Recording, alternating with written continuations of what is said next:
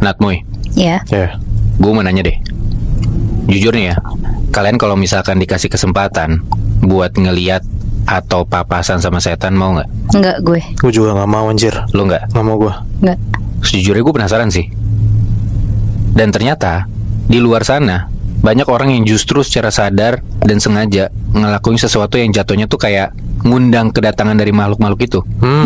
Wow. Mau pakai jelangkung, ngelihat di antara dua kaki, ngusapin tanah makam ke mata, atau masih banyak lagi. Persis banget sama apa yang bakal diceritain malam ini.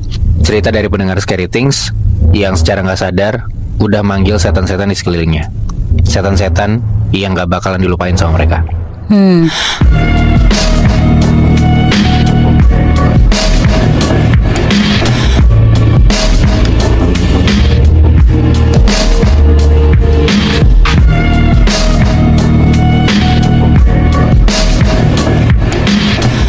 Natboy, Ya. kayak yang tadi udah dibilang di awal, manggil atau bahkan ngundang setan tuh caranya banyak banget kan. Nah tapi bisa disepakatin lah ya, dari semua cara manggil setan, kayaknya yang paling familiar yang kalian juga pasti nggak asing tuh pakai jelangkung, Iya. ya kan? Benar. Nah tapi ada satu hal yang nggak boleh lupa kalau lagi mainin jelangkung ini, yaitu jangan lupa pamitan kalau udah selesai. Karena kalau enggak, bisa jadi sosok arwah atau setan yang barusan dipanggil itu nggak balik lagi ke alamnya, malah bisa jadi ngikutin, bahkan nebar teror. Oh, pamitan ke setannya gitu. Iya, jadi kayak dilepas balik gitu loh. Oh, I see. Nah dari mana gue bisa tahu hal kayak gitu? Iya dari cerita yang mau gue baca ini, cerita masa SMA dari Aina. Jadi buat gambaran ya, intinya di SMA-nya Aina itu masih ada bangunan-bangunan yang emang terbengkalai gitu. Salah satunya itu ada semacam lorong pembatas yang lembab dan gelap, persis di bagian belakang sekolah. Bagian yang berbatasan langsung sama tanah lapang gede yang sering dipakai buat pelajaran olahraga. Oke. Nah satu hari, pas banget di momen kelas meeting, Aina tuh kebetulan jadi panitianya karena dia anak OSIS. Aina dapat tugas buat ngambil-ngambilin bola yang kelempar ngelewatin tembok pembatas sekolah tadi, pas banget di lorong gelap belakang itu.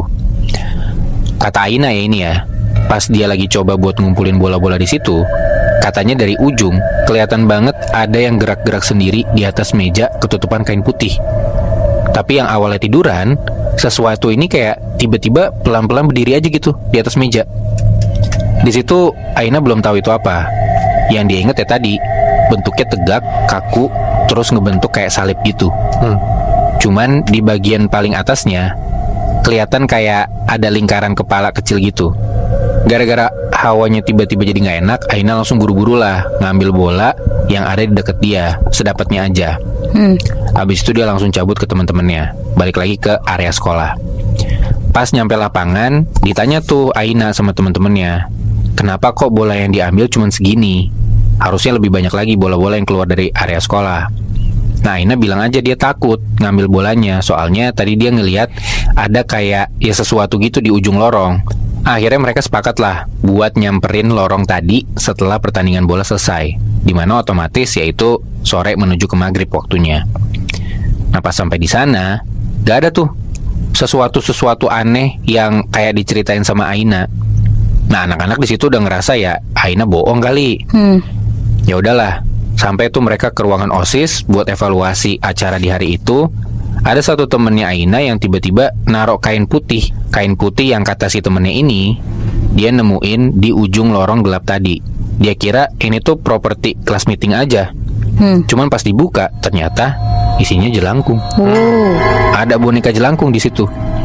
Karena udah makin malam dan gak ada yang berani buat ngembaliin si jelangkung ini ke lorong itu, akhirnya ya udah deh, untuk sementara disimpan aja tuh di ruang OSIS. Ditaruh berdiri di salah satu kursi di sudut ruangan. Nah, gua nggak tahu sebenarnya teman-temannya Aina ini itu emang nekat, sompral atau gimana. Tapi katanya detik itu juga ada yang ngasih ide buat mainin jelangkungnya. Oke. Katanya buat ngebuktiin itu yang di film-film beneran apa enggak. Udah tuh, mereka nyari-nyari mantranya di internet, akhirnya dapet. Mereka bacain lah bareng-bareng. Jelangkung jelangset, di sini ada pesta kecil-kecilan. Jelangkung jelangsat, datang tadi undang, pulang tadi antar. Itu bukan settingan, Tapi kata Aina, tangan mereka ini tuh kayak sengaja digerakin gitu di atas meja. Bener gerak sendiri ya? Dari gerakan barusan, si jelangkungnya ini tuh kayak bikin garis atau anak panah gitu, yang mana itu tuh nunjuk tuh arahnya sesuai ke lorong gelap belakang sekolahan. Kaget semua tuh mereka di situ. Dilepas aja si jelangkungnya ini di meja, terus langsung ditutup kain, dimasukin lagi ke lemari. Nah, Aina sama teman-temannya saat itu juga langsung pada keluar tuh berbondong-bondong dari ruang OSIS. Sambil dari kejauhan terus ngedengar suara kayak lemari tuh didobrak-dobrak itu di dalam. Anjing, serem. Udah tuh berganti hari di situ. Masih di momen kelas meeting juga. Nah, tapi di situ kebetulan dari pagi sampai sore kebanyakan lombanya tuh outdoor. Jadi Aina sama teman-temannya itu nggak ada waktu buat ke ruang OSIS. Oke. Pokoknya ada satu momen bubaran kelas meeting itu sekitar abis Isya. Ada barangnya Aina ketinggalan di ruang OSIS. Kalau nggak salah lembar nilai buat ditandatanganin sama orang tuanya lah. Makanya sebelum pulang dia kesana sendirian. Pas banget ini tuh udah hari Jumat. Sedangkan lembar nilainya harus dikumpulin hari Senin. Jadi ya mau nggak mau Aina pede lah buat tetap masuk.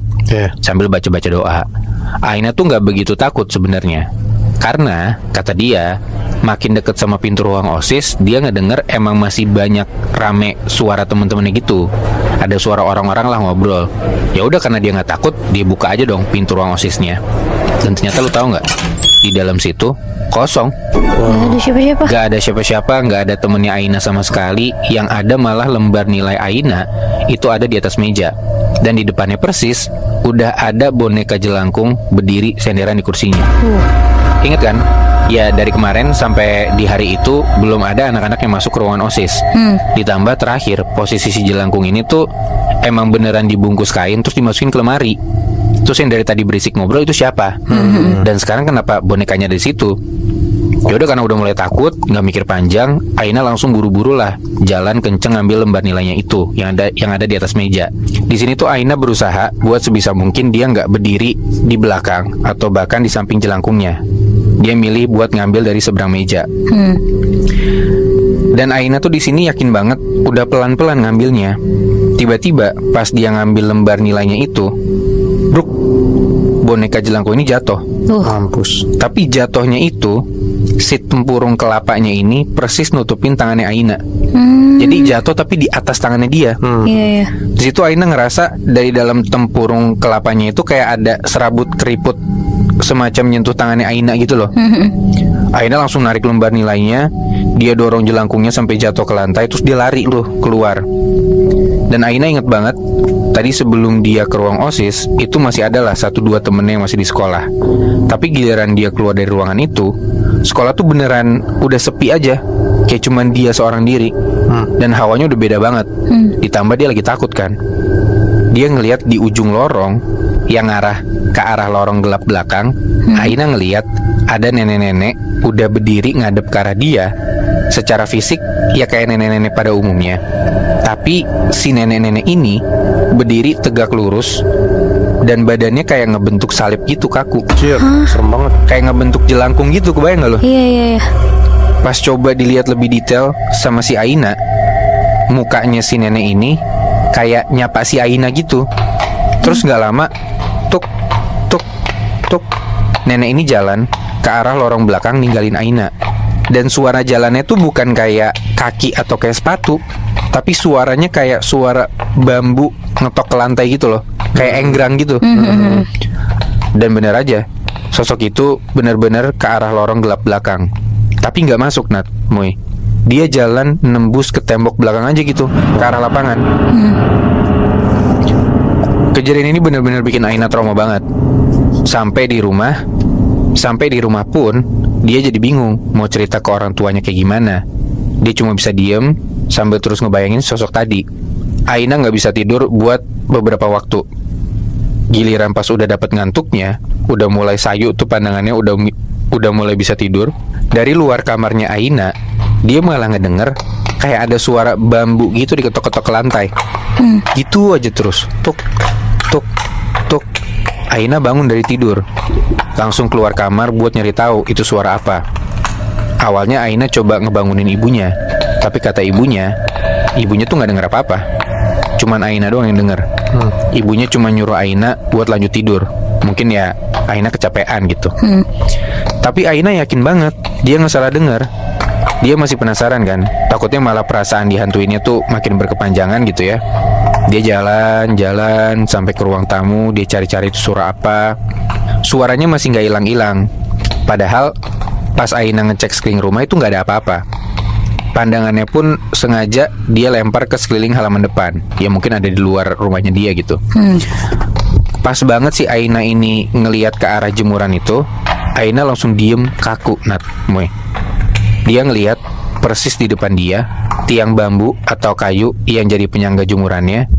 Itu jadi bukan bambu biasa, Terus? tapi bambu yang kayak nempel atau ditaliin ke badan nenek-nenek.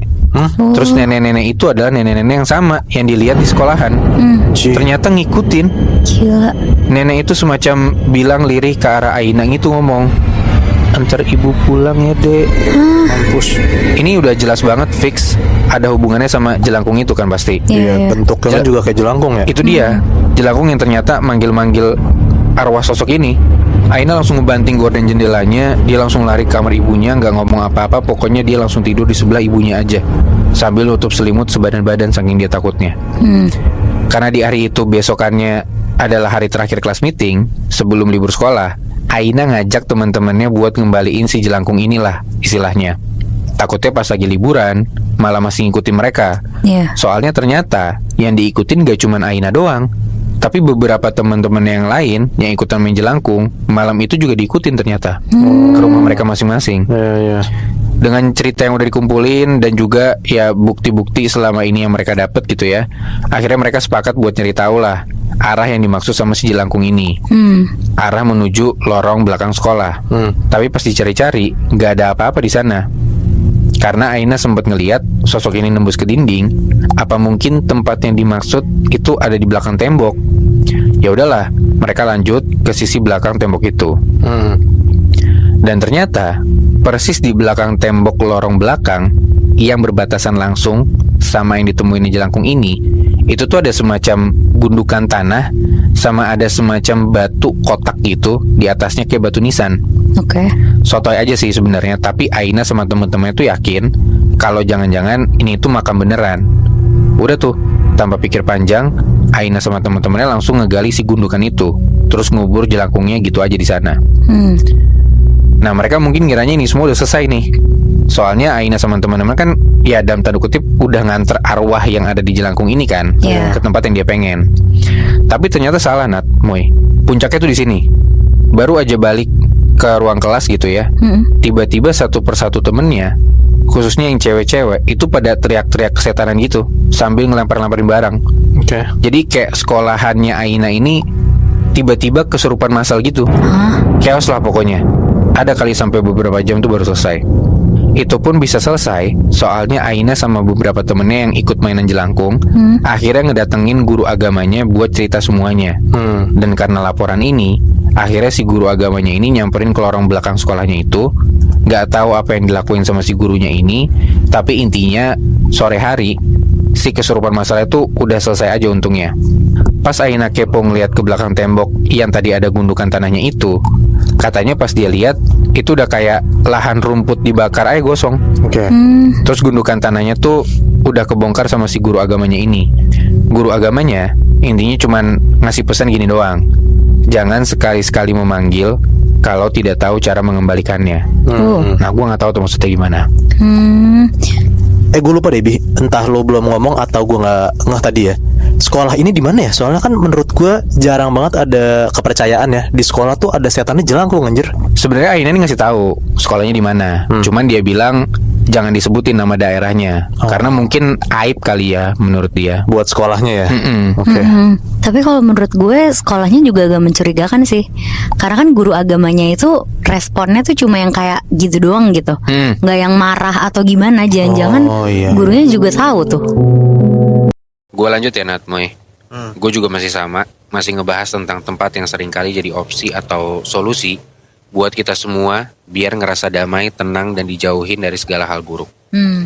Kalau sebelumnya itu bentuknya rumah ibadah, kali ini bentuknya nih yang gue ceritain itu adalah rumah sakit jiwa. Oke.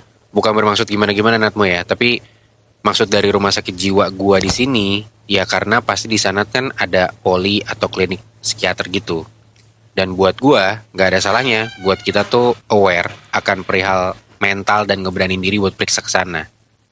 Nah, tapi tempat ini tuh buat sebagian orang emang bisa ngebantu mereka ngerasa lebih tenang, tapi buat sebagian lagi belum tentu. Ada juga kok yang malah ngerasa takut dan trauma kayak di cerita yang bakal gue bacain nih. Cerita ini dari teman kuliah si pengirim, namanya Reza, dan yang ngalamin secara langsung itu sebenarnya kakaknya sendiri, namanya Mas Farel, yang dulunya sempat kerja jadi penjaga malam di salah satu RSJ di daerah Jawa Tengah, RSJ yang lumayan tua. Oke. Bangunannya luas banget dan banyak bangsal lama yang sebagian udah jarang dipakai. Menurut Mas Farel, kerja jaga malam di RSJ itu nggak cuma nguras capek fisik aja, tapi juga mental. Gimana enggak? Setiap malam kita harus ketemu sama orang-orang yang notabene-nya pikirannya udah hancur. Atau kacau lebih dulu lah. Tapi dari semua pasien di sana, ada satu orang yang paling diingat sama semua penjaga. Sebut aja namanya Sumi. Katanya, dia itu dulu normal-normal aja, sehat-sehat aja. Tapi setelah belajar ilmu hitam, hidupnya tuh langsung berubah total. Dia mulai ngaku-ngaku dia bisa ngeliat makhluk-makhluk yang gak bisa dilihat sama orang lain. Awalnya cuman stres biasa, tapi lama-kelamaan jadi parno. Parnonya parno banget. Menurut si Sumi, setan-setan ini itu terus ngikutin dia dan selalu nagih sesuatu ke dia. Sumi ini termasuk pasien yang susah ditanganin. Kalau malam, dia tuh sering teriak histeris sambil nunjuk pojokan ruangan kosong. Kadang ngomong sendiri, kadang juga nangis sambil tutup mata. Tapi yang bikin ngeri adalah dia tuh sering nyebutin detail yang terlalu spesifik. Kayak contohnya ya, yang di depan pintu jangan masuk, yang di plafon turun lagi, atau di atas lemari ada perempuan, gitu. Ya. Padahal ya di sana nggak ada apa-apa, orang-orang juga ngeliat aman-aman aja. Nah awalnya semua orang nganggep tuh dia tuh halu. Sampai satu malam, beberapa perawat tuh mulai ikut parno karena Sumi ini selalu teriak-teriak ke arah titik yang sama. Dan gak tahu kenapa, tiap dia teriak kayak gitu, hawa ruangan tuh langsung berubah dingin. Bahkan di situ Sumi yang sampai ngamuk parah tuh harus sampai diikat. Dia teriak sambil nangis bilang, mereka mau dibayar, mereka bilang belum selesai, gitu. Aduh. Akhirnya dokter mutusin buat Sumi itu dipindah ke bangsal isolasi paling belakang. Bangsal lama yang udah jarang dipakai karena jauh dari pasien lain. Dan malam itu kebetulan Mas Farel nih yang ditugasin buat nganterin sekaligus jagain dia semalam pertama. Jujur aja Mas Farel awalnya tuh males karena bangsal belakang itu emang terkenal gak enak. Lorongnya gelap, lembab, dan posisinya tuh deket sama bangunan lama yang sebagiannya tuh kosong. Tapi karena cuman dia penjaga malam yang available, akhirnya dia tetap jalan lah. Sumi diikat di kursi roda sambil terus komat kamit sendiri. Sepanjang perjalanan menuju bangsal belakang tuh dia gak berhenti nengok kanan kiri kayak lagi ngeliatin sesuatu lah. Tiba-tiba dia ngomong pelan ke Mas Farel kayak gini, mereka ikut. Mas Farel cuek, cuman jawab, siapa? Sumi pelan-pelan nengok ke arah Mas Farel dengan wajah yang pucat banget sambil bilang kayak gini, yang hitam tinggi, yang mukanya kebakar, sama yang gak punya mata, matanya kecongkel. Spesifik ya. Mulai kerasa merinding tuh di situ Mas Farel. Terus pas mereka nih sampai di bangsal isolasi belakang tadi, suasananya tuh langsung beda, sepi banget. Mas Farel pelan-pelan masukin Sumi ke kamar paling ujung dan duduk jaga di luar sendirian. Oke. Nah, beberapa menit pertama semuanya normal-normal aja tuh. Sampai sekitar jam 1 malam, Sumi tiba-tiba nangis pelan. Dia nyuruh Mas Farel buat nggak nengok-nengok ke atas pintu. Mas Farel ya dikasih tahu kayak gitu, refleks nengok ke atas dan gak ada apa-apa. Tapi beberapa detik kemudian langsung ada suara kayak kuku digesek ke tembok, Nat. Suaranya pelan, tapi lama-kelamaan makin turun aja rasanya. Sumi cuma bisa nangis histeris, dan karena takut, Mas Farel langsung balik ke tempat dia jaga. Nah, perasaan Mas Farel mulai nggak nyaman tuh di situ. Makin malam kondisi Sumi pun makin kacau. Dia terus nyebut sosok-sosok yang nggak kalah aneh lah, kayak cewek tinggi berdiri di pojokan ruangan, yang karena saking tingginya tuh badannya harus nekuk jadi letter L. Ada anak kecil hitam berbulu di bawah kasur. ada juga cowok dengan wajah kebakar di balik jendela bangsal. Dan sekilas-sekilas Mas Farel jadi ngelihat semuanya. Sosok cewek tinggi barusan tuh kakinya kelihatan napak di dekat pintu bangsal. Mas Farel ngeliat jelas. Tapi pas diikutin, katanya badannya tuh kayak nggak punya ujung. Jadi diikutin. Katanya dari badan yang diikutin tuh, kepalanya tuh baru kelihatan di bagian belakang bangsal. Set. Oh. Nah, lu kebayang kan tuh sepanjang apa tuh? Mas Farel kaget dan langsung balik ke tempat jaganya. Tapi di tengah jalan dia jatuh kesandung kayak batu. Ukurannya tuh nggak terlalu gede tapi sedang lah. Tapi keras banget. Pas dia cek itu bukan batu, Nat, Moy. Dia tuh kesandung kepala bayi hitam legam yang nggak sempurna gitu bentuknya. Anjir. Belum juga tenang, Mas Farel sekarang bisa nyium bau gosong kayak daging kebakar udah lama gitu. Dan ini kayaknya adalah tanda kalau cowok dengan wajah kebakar itu emang udah di sekitar dia. Mas Farel cuma bisa duduk sambil buka Al-Quran di HP-nya dia. Dia terus-terusan baca Al-Quran saking takutnya. Teriakan histeris Sumi itu juga pelan-pelan jadi hilang. Tapi Sumi yang harusnya diikat di kasur bangsal, itu tiba-tiba udah berdiri persis di belakang Mas Farel. Nggak tahu tuh siapa yang ngelepas ikatannya dia. Sumi cuma bilang kayak gini, "Mas, mereka sekarang bisa lihat, Mas." Wah, jantung Mas Farel rasanya kayak langsung copot di situ. Lampu lorong tuh langsung kedap-kedip berkali-kali. Dan di ujung bangsal itu, semua sosok tadi itu udah berdiri berbaris kayak lagi nunggu antrian gitu, Nat, Moy. Kali ini jumlahnya lebih banyak dan sosoknya tuh lebih gak masuk akal. Mukanya pada gak jelas, tapi bentuk badannya pada gak normal juga.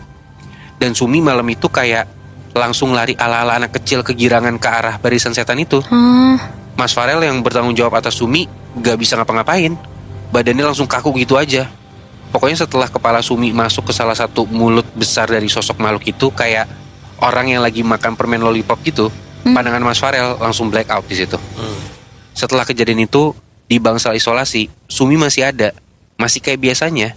Tapi Mas Farel malah yang jadi sering ngalamin gangguan kayak mimpi buruk, bisikan, dan yang paling parah, kemanapun dia jalan patroli malam itu, dari jarak beberapa meter di belakang dia, secara konsisten, dia selalu diikutin sama antrian sosok setan yang selalu disebut sama Sumi secara detail. Pelan-pelan Mas Farel jadi takut sendiri, jadi kurang tidur, gampang marah, dan sering bengong. Sampai akhirnya dia mulai susah bedain mana halusinasi mana nyata. Beberapa pegawai bahkan sampai bilang kalau Mas Farel ini malah jadi mirip sama kayak si Sumi, karena sering ngeliatin sudut ruangan kosong gitu si Mas Farel ini. Dan ini sangat berpengaruh ke kinerja dia jadinya. Makanya beberapa bulan kemudian, Mas Farel akhirnya resign dari RSJ itu. Abis itu, Mas Farel bahkan sampai sempat dirawat untuk beberapa minggu lamanya. Ironisnya, dia dirawat di rumah sakit tempat dia kerja. Dan bangsal yang sama kayak Sumi sebelumnya. Wah. Nah, menurut Reza, akhirnya, sampai sekarang, Mas Farel tuh masih nggak suka sama ruangan gelap atau lorong panjang. Katanya, kalau kondisinya tuh terlalu sepi, dia tuh pasti bakalan langsung ngeliat antrean setan-setan itu lagi, Nat, Moy. Dan setelah dicari tahu, Reza sendiri malah nemu satu hal yang paling bikin dia takut sama kondisi kakaknya. Ada yang bilang, bisa jadi Sumi itu sebenarnya nggak gila. Dia emang bener-bener bisa ngeliat setan. Dan malam itu, pas Mas Farel kebetulan lagi bertugas buat nemenin si Sumi di bangsal paling belakang, ada sesuatu atau setan yang akhirnya sadar juga kalau ada orang baru yang bisa lihat nih. Jadi takutnya Mas Farel itu jadi kayak cuman tumbal si orang gila itu buat buat dibagiin terornya atau dijadiin pelarian atas segala gangguannya. Iya. Gue juga setuju soalnya kan banyak yang bilang orang yang ngelihat setan itu tuh halu, bisa dibilang gila gitu. Ya bisa juga beneran bisa ngelihat gitu kan. Betul. Jadi ada kemampuan khusus kan. Iya Betul. benar, tapi nggak semua orang yang bisa jadi ngelihat gitu tuh kuat gitu loh mentalnya. Makanya jadi orang kan beberapa dibilang bisa jadi gila gitu. Nah, cerita terakhir malam ini gue tutup dengan cerita tempat baru. Tempat yang mungkin kita sendiri pun juga nggak yakin masa iya di ruangan kecil ini angker gitu. Apa tuh? Ini tentang satu rumah pohon di tengah hutan karet di salah satu desa di Jawa Tengah, Nat. Oke. Hampir semua warga di sana tuh termasuk si pengirim cerita ini, Mamet, tahu kalau tempat ini tuh nggak boleh didatengin pas waktu maghrib. Rumah pohonnya tuh udah tua banget, kayunya pun juga udah lapuk, sebagian tangganya patah. Tapi anehnya udah hancur rewat kayak gitu nggak pernah roboh. Posisinya pun juga jauh masuk ke dalam hutan. Kalau siang aja tuh katanya suasananya udah nggak enak apalagi malam. Dan yang bikin tempat itu makin terkenal itu bukan karena angker biasa, tapi karena ada orang gantung katanya. Nah buat lo yang belum tahu, jadi orang gantung itu tuh sosoknya kayak mayat yang kegantung di sekitaran pohon. Kadang posisinya tuh tinggi di ranting, tapi kadang juga rendah sampai kakinya tuh hampir nyentuh tanah. Dari jauh kelihatan kayak orangnya tuh berdiri biasa aja, tapi begitu diperhatiin, geraknya tuh nggak normal. Bukan jalan, tapi lebih kayak ngayun pelan ke hembus angin gitu. Nah kayak badan yang emang masih kegantung di tali gitu loh. Kalau kata salah satu sesepuh desa di sana, itu pohon tuh dulunya emang dipakai buat pembantaian era PKI, terus mayat-mayat itu digantung di sana. Makanya arwahnya tuh nggak pernah ada yang pergi. Oke. Ini gue mulai ceritanya. Awalnya cerita rumah pohon ini tuh masih suka dianggap jadi urban legend desa biasa di sana. Remaja-remaja juga masih sering nekat ke sana buat ngonten atau sekedar nongkrong. Tapi semua itu tuh langsung berubah setelah ada salah satu anak kecil desa tuh hilang, namanya Bian. Umur si Bian ini sekitar 4 tahunan, hampir 5 lah. Saksi mata tuh ngeliat kalau terakhir tuh Bian tuh lagi main di dekat area hutan pas banget menjelang maghrib. Katanya kayak Bian tuh lari-lari ketawa-tawa sendirian tapi. Karena sampai malam gak pulang-pulang, akhirnya satu desa tuh termasuk Mamet pada ikutan nyari lah tuh sampai masuk ke area rumah pohon tadi. Dan jujur di malam itu tuh Mamet ngaku kalau dia itu ngelihat banyak banget sosok-sosok ngegantung di antara pepohonan Bi.